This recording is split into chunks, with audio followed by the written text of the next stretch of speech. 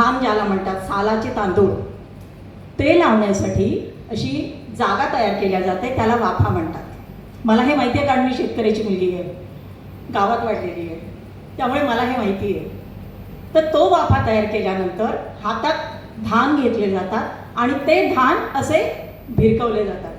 टाकले जात नाही, पेरल्या जात नाही, असे भिरकवल्या जातात. आणि मग रोप झाल्यानंतर, म्हणजे विदभर रोप झाल्यानंतर मग वाफा तयार करून, दलदलीची जागा तयार करून त्या ठिकाणी ते रुजवल्या जातात. मग आता तुम्ही म्हणाल की स्त्रीच्या आयुष्याशी काय संबंध आहे? स्त्री दुसऱ्या कुळात जन्माला येते, तिथे वाढते, मोठी होते, घडते आणि दुसऱ्याच्या घरात जाऊन बहरते. तिथे आयुष्यभर ती राहते.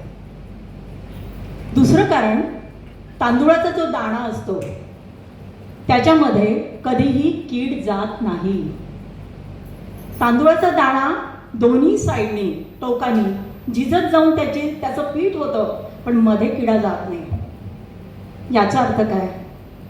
स्त्रीच्या मनामध्ये कुठलाही, आपण म्हणतो ना, इसके दिल में तो बस कीडा है, उसके दिमाग में कीडा है म्हणतो ना, तसं तिच्या कुठल्याही डोक्यात म्हणा, वागण्यात म्हणा, तिला कीड लागू नये. ती झिजत झिजत संपावी, पण तिने दुसऱ्याशी हे करू नये. हिंदी में बोलूं? ओके ओके, थोड़ा थोड़ा हिंदी, थोड़ा थोड़ा मराठी, क्योंकि मैं मराठी में ज़्यादा अच्छी तरह से बात कर सकूंगी. तो तर असं हे ये जो है कि इसलिए हम लोग उसमें चावल रखते हैं, बराबर है.